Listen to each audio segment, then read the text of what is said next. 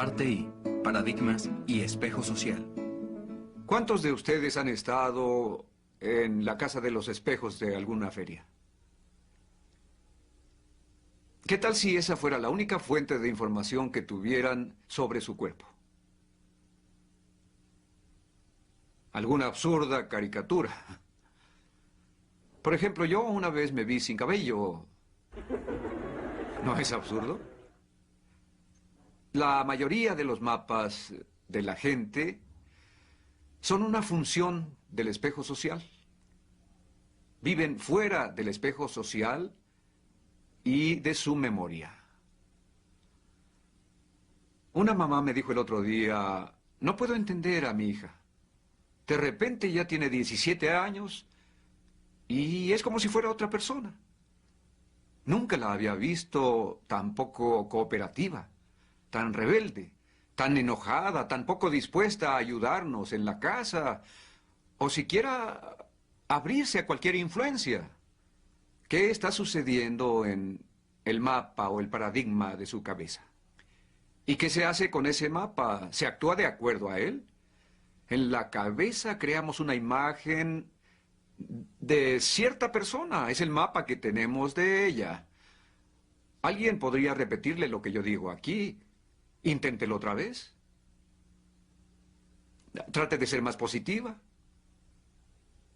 Pero mientras una persona mantenga ese mapa, esa imagen de la otra persona en su cabeza, va a tratarla de ese modo. Y cuando a uno lo tratan de ese modo, la tendencia es responder de acuerdo a cómo lo tratan. Esto se llama la profecía que se autorrealiza. La gente responde al espejo social que la rodea. Entonces le dije a esta mamá, note cómo ve usted a su hija. Bueno, no es como yo la veo, es la forma en que ella es. Potencialmente, ella es capaz de hacer mucho más. Sí, por supuesto. ¿Por qué no la ve en términos de su potencial? ¿No es su potencial parte de la realidad de su vida? ¿No es la parte más importante? Sus manifestaciones presentes, cuando ella pasa por las altas y bajas emocionales de la llamada crisis de identidad de la adolescencia, son para usted incomprensibles. Hay que cambiar el mapa, el paradigma, por una visión basada en su potencial, en el cual usted realmente cree. Sí, pero ¿qué hago con su conducta y su total indisponibilidad para cooperar, para hacer su parte? Revise su paradigma, revise el mapa que tiene de ella. Recuerdo que estuve en una situación así. Uno de mis hijos adolescentes, justo antes de entrar a la secundaria, se volvió problemático. No funcionaba bien en ninguna área. Atléticamente, la gente se moría de risa al ver cómo daba el batazo antes de que le lanzaran la pelota. Académicamente, no es que le fuera mal en los exámenes, no podía ni siquiera empezarlos. Y socialmente, a veces, era muy tímido. Vean la evidencia que teníamos. Y Sandra y yo, mi esposa, decíamos sobre esto, quizá cada familia merece tener uno así. Pero queremos al muchacho y nos preocupaba. Recuerdo que una vez hablé del tema en Armonk, Nueva York. Estaba hablando sobre el estudio que abrió todo el campo de lo que se llama la profecía autorrealizada. Sobre una computadora en Inglaterra que a un grupo brillante lo declaró tonto. Dice el maestro, el grupo brillante está aquí. Tienen 120 o 130 de coeficiente intelectual y realmente les fascina aprender. Son un encanto. Y este grupo, y para apreciarlos basta verles las caras. Este grupo también es encantador, pero no tienen la misma capacidad y es algo que hay que admitir. Adviertan lo que está pasando.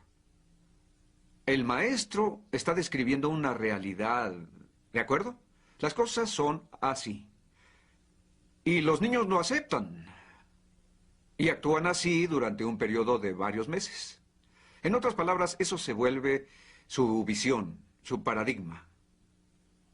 Pero ¿saben qué? Varios meses después, se descubre que hubo un error en la computadora y los dos grupos fueron mal catalogados. Inmediatamente los examinaron, sin decir nada a nadie, y este grupo subió 18 puntos. Y este otro grupo bajó 14 puntos. La profecía que se autorrealiza.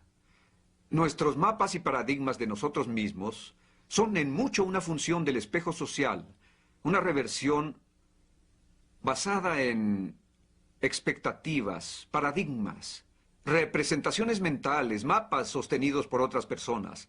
Esa es la significación de los paradigmas. Y noten cómo la conducta y la actitud fluyen de cómo uno ve. Como iba diciendo, mientras yo estaba enseñando lo mismo que les enseño a ustedes ahora, en realidad estaba pensando en mi hijo. ¿Es posible que el problema sea mi paradigma? Que el problema sea yo y no mi hijo. Hablé con mi esposa cuando regresé de ese viaje y le dije, me pregunto si con el espejo social que manejamos no estamos contribuyendo bastante a los problemas y dificultades del chico, a sus carencias e inseguridades. Descubrimos que en cierta medida intentábamos ganar prestigio social gracias al desempeño de nuestros hijos. Eso era parte de nuestra motivación. Lo que la gente pensara de nosotros a través de nuestros hijos nos daba mucho gusto que hablaran bien de nosotros por el rendimiento de nuestros hijos. Nos preocupaba el peligro de no lograr ese prestigio. Vemos lo que buscamos. Así exploramos nuestros motivos y dijimos, esto no es lo que buscamos. Comenzamos a verlo de otro modo, como una persona con sus propios derechos, que no debe compararse con nadie más. Al no entrar en el espejo social de la comparación contra esquemas y normas, pudimos verlo como un ser de maduración tardía con tremendas potencialidades que no respondía en algunas áreas. No sabemos por qué, todo joven es un gran potencial. Y estábamos tratando de ponerle etiquetas. ¿Ven a qué me refiero con que la tendencia es proyectar nuestras propias experiencias como en una película casera? Proyectar en otra persona y etiquetar, pero nunca exploramos nuestros propios motivos, nunca nos volvemos reflexivos e introspectivos. Las cosas iban bien con los demás niños, pero de repente algo nos sacó de nuestro procedimiento operativo estándar y no sirvió de nada que quisiéramos motivarlo con recetas fáciles como, vamos, piensa positivamente, o no le quites la vista a la pelota cuando se aproxime. Atención, ahora tú bateas. Está bien, hijo, no te preocupes por eso. Olvídalo, todos cometen errores, está bien, no hay problema. Y cuando hablábamos a solas, ¡ay! Tenemos un gran problema. Duplicidad, falta de principios, como si él no tuviera ningún mérito propio. Fue la parte más difícil de la terapia, tratar con uno mismo, explorar nuestros propios paradigmas, liberarlos. Pero cuando tratas de tener a la gente, de poseerla, de ser su dueño, y que su desempeño se refleje en tu reputación, tu estructura básica de motivación condiciona tu paradigma sobre esa persona. Y la verás a través del marco de referencia de tu espejo social, y entras en la profecía que se autorrealiza. Esperemos que nuestra humildad nos despierte el interés y la disponibilidad para analizar nuestras ideas sobre la vida y cuestionarlas. Particularmente cuando se trata de nuestros propios mapas, los de nuestros seres queridos, de nuestros jefes, de nuestros asociados, de personas cercanas. Y así, con toda humildad, decir a otras personas cómo lo ven. ¿Cuál es su punto de vista? ¿Cuál es su perspectiva? ¿Cuál es su marco de referencia? ¿Cuál es su opinión? Y constantemente adquirir un sentido más claro de cómo son las cosas, logrando un paradigma mejor y mejor.